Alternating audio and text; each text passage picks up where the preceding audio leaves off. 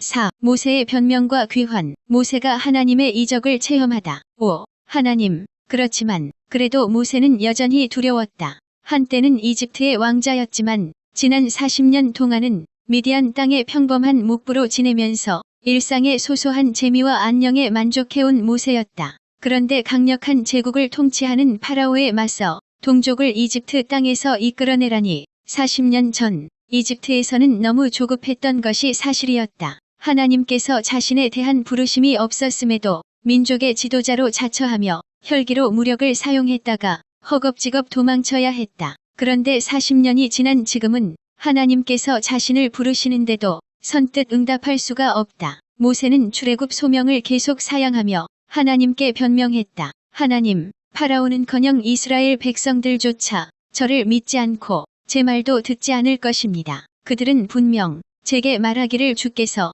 내게 나타나시지 않았다라고 할 것입니다. 모세는 고집을 꺾지 않았다. 하지만 하나님은 하나님이었다. 하나님은 조금도 뜻을 돌이킬 생각이 없었다. 모세야, 지금 내 손에 쥐고 있는 것이 무엇이냐? 모세는 손에 지팡이를 쥐고 있었다. 목자가 양을 인도하고 맹수로부터 보호하기 위해 가지고 다니는 손잡이가 구부러진 휴대용 막대기다. 모세가 얼떨결에 대답했다. 지팡이입니다. 그 지팡이를 땅에 던져라. 모세가 무슨 영문인가 하는 표정으로 어물쩍 지팡이를 땅에 던졌다. 그러자 지팡이는 순간 살아 꿈틀대는 뱀으로 변했다. 아, 뱀뱀이 되었다. 두 눈을 크게 뜨고 보아도 광야에서 자주 보던 살모사였다. 살모사에게 물리면 아주 큰 고통을 당하는 것은 물론이고 심하면 목숨까지 잃는다. 살모사는 모세를 향해 공격 태세를 갖추었다. 단단히 화가 난 놈이다. 모세는 깜짝 놀라 얼른 몸을 피했다. 모세야, 이제 너는 손을 내밀어 그 뱀의 꼬리를 잡아라. 네? 뱀의 꼬리를 잡으라고요? 모세는 머뭇거렸다. 뱀은 머리를 밟든지 누르든지 해야지 꼬리를 잡았다가는 그대로 도깃발에 물려 치명상을 입을 것이 자명했다. 그렇다. 뱀의 꼬리를 잡아라. 하나님은 분명히 말씀하셨다. 엄중한 말씀에 더는 거역하지 못하고 모세는 손을 슬며시 내밀어 후다닥 뱀의 꼬리를 잡았다. 순간 뱀은 모세의 손에서 다시 지팡이로 변했다. 아, 도로 지팡이가 되었다. 모세는 또다시 깜짝 놀랐다. 두 눈으로 분명 목도하고 손으로 체험한 생생한 이적이었다. 그때 하나님이 다시금 출애굽의 사명을 주셨다. 모세야, 보았느냐? 이스라엘 장로들 앞에서 이런 기적을 보이면 그들 조상의 하나님인 주께서 너를 보내셨다는 것을 믿을 것이다. 그러니 너는 가서 내 백성을 이집트 땅에서 이끌어내어라. 그렇지만 그래도 모세는 선뜻 대답하지 않고 우물쭈물하며 망설였다. 답답한 모세를 하나님은 이번에도 참아주셨다. 그리고 또 다른 놀라운 기적을 보여주셨다. 모세야, 내 손을 내 품속에 넣어보아라. 모세는 자기 손을 품속에 넣었다가 꺼내보고는 놀라지 않을 수 없었다. 나병에 걸려 눈처럼 하얗게 변해 있었던 것이다. 아, 나 나병이. 아, 이럴 수가. 오, 하나님. 고대 히브리 사회에서 나병은 천형으로 간주되어 불치의 병으로 여겨졌다. 무시무시하게 두려운 병이었다. 내 손을 내 품속에 다시 넣어보아라. 모세가 나병 걸린 손을 다시 품속에 넣었다가 꺼내보았다. 나병 걸렸던 그 손이 감쪽같이 원래의 깨끗한 피부로 돌아와 있었다. 그때 주께서 말씀하셨다. 모세야, 이스라엘 백성들이 첫 번째 이적은 받아들이지 않더라도 두 번째 이적은 받아들이고 너를 믿을 것이다. 만일 그들이 두 가지 이적의 표징을 모두 믿지 않고 말을 듣지 않거든 너는 나일강에서 물을 퍼와서 마른 땅에 부어라. 그러면 그 물이 피가 되어 땅을 적실 것이다. 이집트 사람들은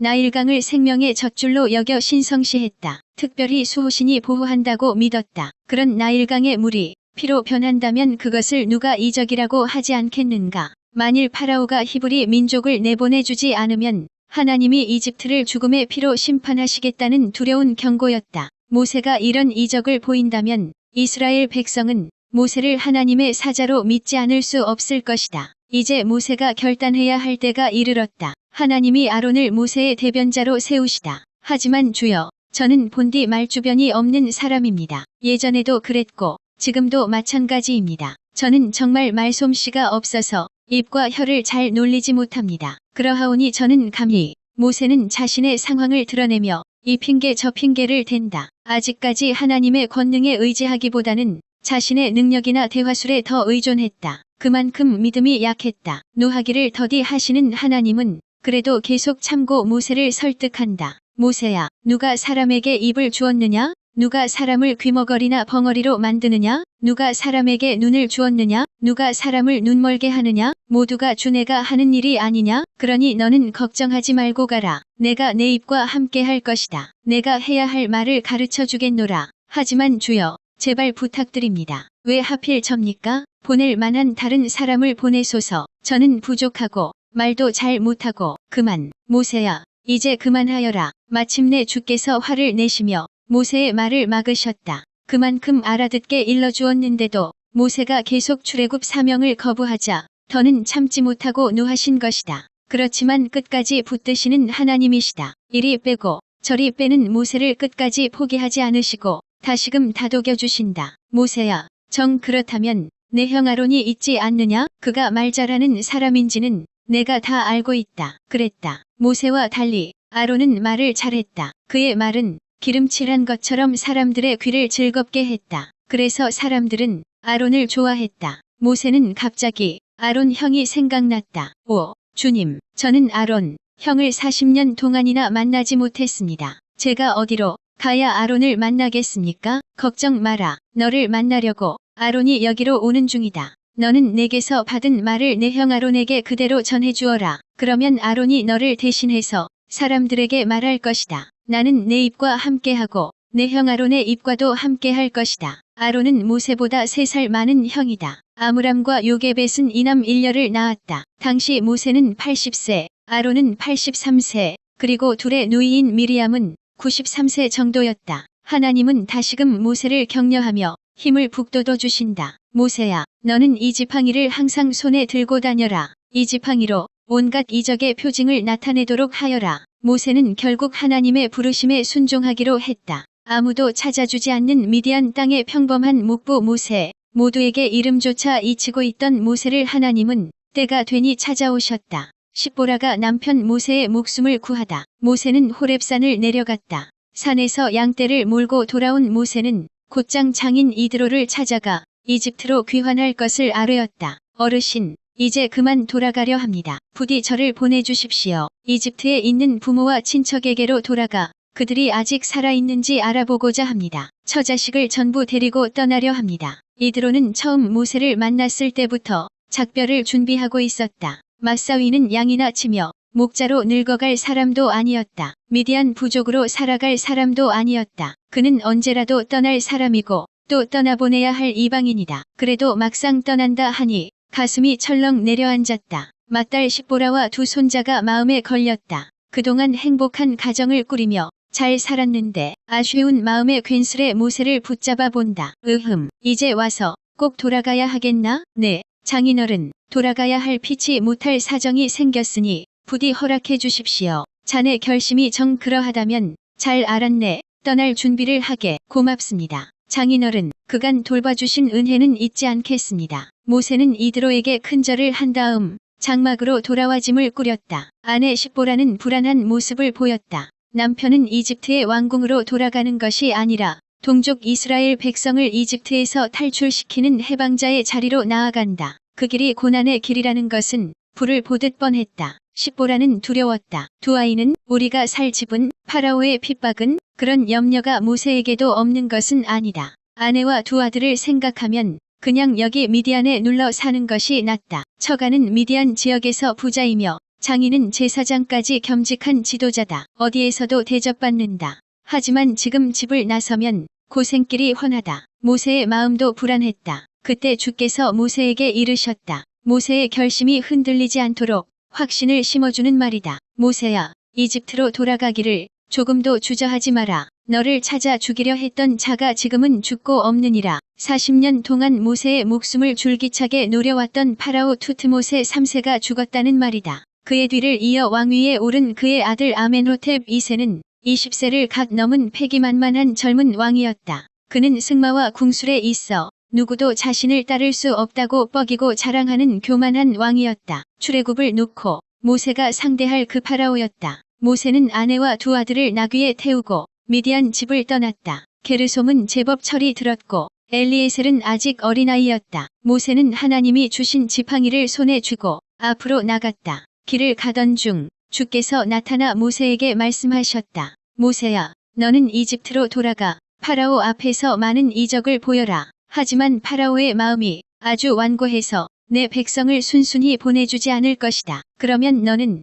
파라오에게 말하라. 주께서 말씀하시기를 이스라엘은 내 아들 곧 내 맏아들이다. 그러므로 너 파라오는 내 아들을 보내 나를 경배하게 하라. 만일 내 아들을 보내주지 않으면 내가 내 아들 곧 내 맏아들을 쳐서 죽이겠노라 하셨다 하라. 네, 주님. 모세가 이집트를 향해 계속 길을 가던 중 날이 저물었다. 하룻밤 묵으러 숙소로 들어갔다. 그런데 이게 웬일인가? 주께서 모세에게 나타나 갑자기 그를 죽이려 하시는 것이었다. 주님, 어찌하여 어찌? 위기일발의 순간이었다. 그때 십보라가 재빨리 날카로운 차도를 집어 엘리에셀의 생식기 포피를 급히 잘랐다. 그런 뒤 지체 없이 모세의 발 앞에 그 포피를 던지며 다급하게 외쳤다. 당신은 제가 피 흘려 얻은 남편입니다. 할례의 피로 새롭게 얻은 남편이란 뜻이다. 그러자 주께서 모세를 놓아주셨다. 갑작스럽게 일어난 이 상황은 도대체 무슨 영문인가? 그것은 십보라의 말대로 할례 때문이었다. 할례는 일찍이 하나님과 이스라엘의 조상 아브라함 사이에 맺은 언약의 징표다. 아브라함의 후손 된 이스라엘 백성들 중 새로 태어난 사내아이는 생후 8일째에 반드시 할례를 행해야 했다. 할례는 사내아이의 귀두 부분을 둘러싼 포피를 제거하는 시술 행위다. 이는 하나님의 백성으로 새롭게 태어남을 의미하는 필수적인 성별 의식이었다. 당시 모세는 둘째 엘리에셀이 출생한 지 8일이 훌쩍 넘었는데도 할례를 시행하지 않고 있었다. 그래서 하나님은 출애굽의 영도자가 되기 이전에 하나님의 백성으로 거듭 태어나는 할례의 소중함을 일깨워주기 위해 강력한 경고를 하신 것이다. 어쨌든 십보라의 재빠른 조치로 인해 모세는 죽음의 위기를 모면했다. 이 일로 모세는 크게 깨닫고 온전히 맡은 바 출애굽의 사명에 집중하기 위해 처자식을 미디안 친정집으로 돌려보내기로 했다. 함께 움직였다가는 앞으로 또 어떤 위험에 처하게 될지 모를 일이기 때문이다. 아무래도 당신은 아이들을 데리고 친정집으로 돌아가야 할 것 같소. 왜 그러세요? 우리는 당신과 같이 갈 거예요. 지금 내가 가는 길은 왕궁 생활이 아니라 파라오와 대항하여 이스라엘 백성들을 탈출시켜야 하는 일이요. 이미 알고 있어요. 숱한 위기가 있을 것이요. 지금은 하나님께로부터 위기가 왔고 하나님께서 사정을 봐주셔서 목숨을 구했지만 파라오는 인정사정 없을 것이요.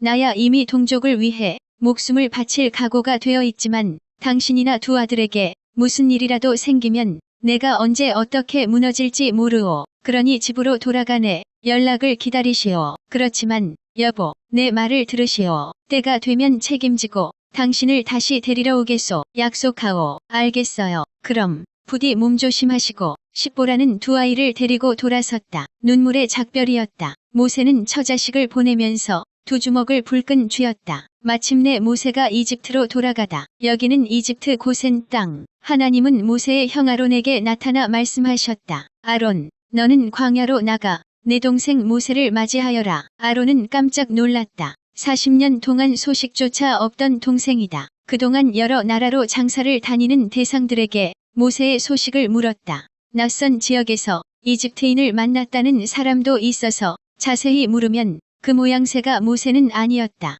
그렇게 하기를 40년 이름 모를 광야에서 죽었거니 하고 포기하고 살았는데 이제 와서 광야로 나가 모세를 만나라니 이게 꿈인가 생시인가. 모세의 소명과 이집트 귀환. 주님, 모세가 살아있단 말씀입니까? 그렇다. 내가 그를 광야에서 출애굽 해방자로 키웠느니라. 그는 너희 민족의 구원자다. 내가 너희의 기도를 다 듣고 있었느니라. 감사합니다. 아론은 하나님이 떨기나무 불꽃 가운데서 모세에게 나타나셨던 하나님의 산, 곧 호렙산으로 가던 중에 모세를 만날 수 있었다. 둘은 형제임을 알아보고 서로를 끌어안고 감격을 나누었다. 모세야, 그동안 어떻게 살았느냐? 잘 지냈습니다. 형님은 그동안 별거 없으셨어요? 그래, 나도 잘 지내고 있었다. 나는 내가 죽은 줄 알고 포기했었다. 저도 이렇게 살아서 형님을 다시 만날 줄은 기대하지 못했습니다. 아론과 모세는 끌어안고 서로의 뺨에 입을 맞추었다. 모세 역시 오랜만에 만난 혈육을 얼싸안으며 감격했다. 둘은 한참 동안 기쁨을 나눈 뒤 그간의 경위를 이야기했다. 모세는 아론에게 하나님이 자신에게 나타나 이르신 모든 말씀을 전해주었다. 하나님이 행하라 하신 이적의 표징들도 속속들이 설명했다. 오, 그래, 그랬었구나. 주님, 감사합니다. 이스라엘의 고통을 돌아보시고 이렇게 구원자를 보내주시다니. 아론은 엎드려 하나님께 경배드렸다. 형제는 궁금했던 일들을 서로 묻고 답하며 밤새도록 이야기꽃을 피웠다. 모세는 부모님이 세상을 떠나셨고 미리암은 혼인하여 잘 살고 있다는 말을 들었다. 아론은 스라의 아들이 넷이라고 했다. 이후 모세와 아론은 이집트 고센 땅으로 돌아가 이스라엘 장로들을 모두 불러 모았다. 당시 장로들은 가문과 지파의 덕망 있는 자들로서 성읍의 지도자나 각 지파, 가문의 족장 역할을 했고 행정과 재판 등을 관할했다. 아론이 모세를 대신해서 이스라엘의 장로들에게 말했다. 여러분, 마침내 우리 조상의 하나님, 곧 아브라함과 이삭과 야곱의 하나님께서 우리의 고통을 돌아보셨습니다. 우리를 이집트 땅에서 이끌어 조상들에게 약속하신 가나안 땅으로 인도해 드리실 것입니다. 그래서 하나님은 호렙산의 떨기나무 불꽃 가운데 모세에게 나타나 출애굽의 사명을 주셨습니다. 그리고 이때 모세는 장로들 앞에서 하나님이 보여주라고 하신 이적의 표징들을 보여주었다. 지팡이가 뱀으로 변하는 이적, 품속에 손이 나병에 걸렸다가 말끔히 치료되는 이적, 나일 강물이 피로 변하는 이적을 보여주었다. 그러자 장로들과 백성들은 모세와 아론을 믿었다. 오, 마침내 우리의 부르짖음이 하늘의 주님께 닿았구나. 이제는 이집트의 종살이에서 벗어나 젖과 꿀이 흐르는 약속의 땅으로 들어가겠구나. 오, 주님, 감사합니다. 이스라엘 장로들은 주께서 자신들의 고통을 굽어 살피시고 이제 이집트 땅에서 이끌어내실 것이라는 말을 듣고 모두 엎드려 주님께 경배드렸다. 5. 모세와 이집트 왕의 협상. 모세가 파라오에게 출애굽을 요구